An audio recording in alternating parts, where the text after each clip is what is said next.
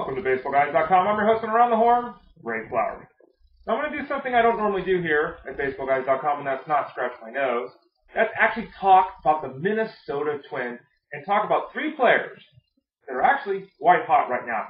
Ben Revere, for those of you that haven't noticed, has become the modern-day Juan Pierre. A guy with very little power, a guy who slaps the ball on the ground, runs like crazy, helps you in the batting average category, and helps you in that steals column. And right now, Ben Revere, white hot.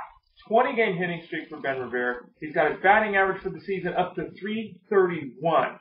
Have you noticed that, folks? .331. Not too bad. He's also stolen 27 bases. And all of this has come in 74 games. So we got a guy that's on pace to hit .330 with 50-plus steals. That's a damn good season for Ben Revere. Obviously, he's picked up on all waiver wires. He's not available or anything like that right now. And you can't think he's going to continue to hit this high. Doesn't take a lot of walks. He needs the batting average to get on base enough to steal a ton of bases. But he is rolling right now, and no reason to think he won't be an effective and high-level contributor, especially in that steals category for the rest of 2012. Let's go to first base with the Twins, Justin Morneau, a guy who's been pretty lost for 2 seasons now because of concussion-related woes. Well, guess what, folks?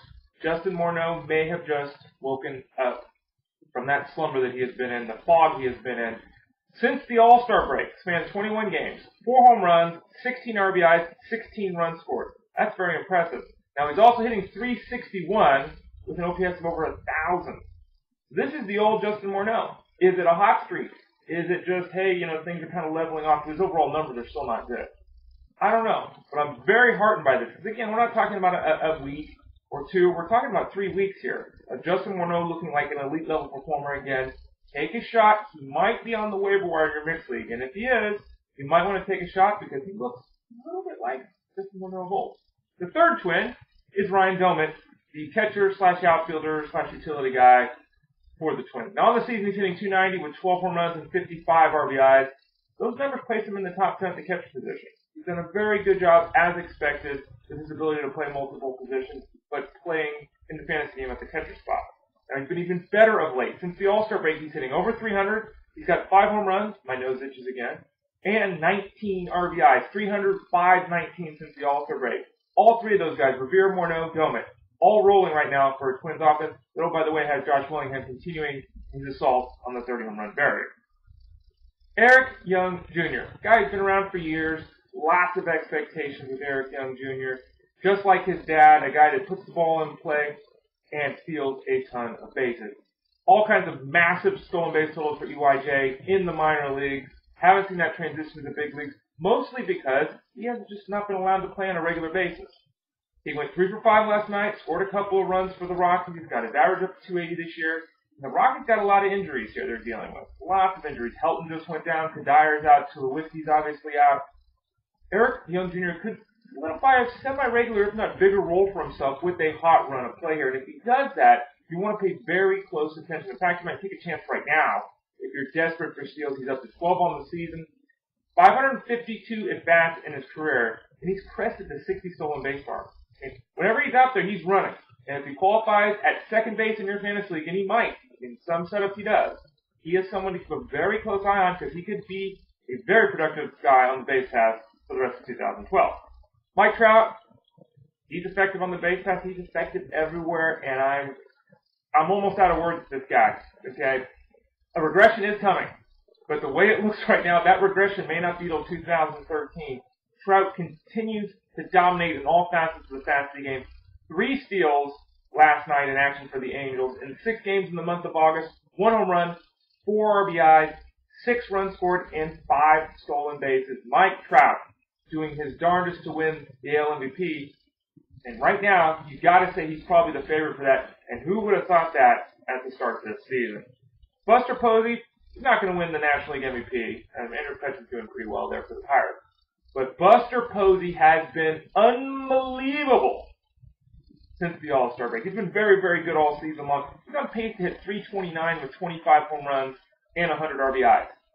That's pretty good. That's historically good for the catching position. But since the All-Star break, move over Barry Bonds, move over the hottest guy, move over Mike Trout. Buster Posey, the last 3 weeks since the All-Star break, is hitting .452. Yes, let me check that again to be correct. Yes, .452, 6 home runs, 23 RBIs, and an OPS of 1.289.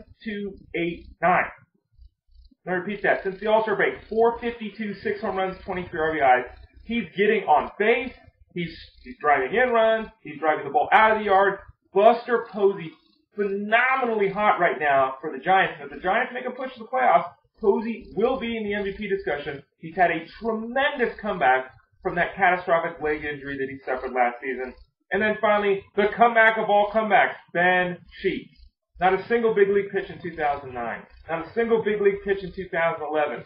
Starts throwing on the side, feeling pretty good. Things are looking good. Works out a little bit. He's on the Braves. A couple weeks later, he's in the starting rotation. And what happened? 5 starts later, a 1.41 ERA and a 1.19 WHIP. Now, the strikeout rate's down about a batter per 9 innings, but he's still displaying the excellent control, barely walking 2 per 9 innings. So he's done a solid job there, pretty much looking very much like the Sheets of old. Now, there are a couple of concerns with Ben Sheets. Number one, his line drive rate is through the roof. It's 28%. You got to think that number comes down and normalizes. But the point is, guys have been hitting the ball pretty hard off Ben Sheets when they're making contact right now. That's the first issue. The second issue is his home run rate. It's gone. He's just not giving up any home runs. I tend to think that's a sample size thing. At this point of his career, given his stuff and everything, you wouldn't think he'd be able to drastically reduce that home run rate. What does that mean? That ERA, again, is 1.41 right now. I'm suggesting to you that his ERA should be about 3.41, which is still very good. It's still a league average. It's still better than league average, excuse me. Still would give the Braves a chance to win all the time. Don't count on Ben Sheets to continue the rate he's at right now. It's not going to happen. But he should continue to be, as long as he stays healthy, a very effective hurler for everyone that took a chance to pick him up. I'm surprised, but he looks very, very solid for the Atlanta Braves. I'm Ray Flowers, BaseballGuys.com. Thanks for joining me on Around the Horn. Talk to y'all again soon.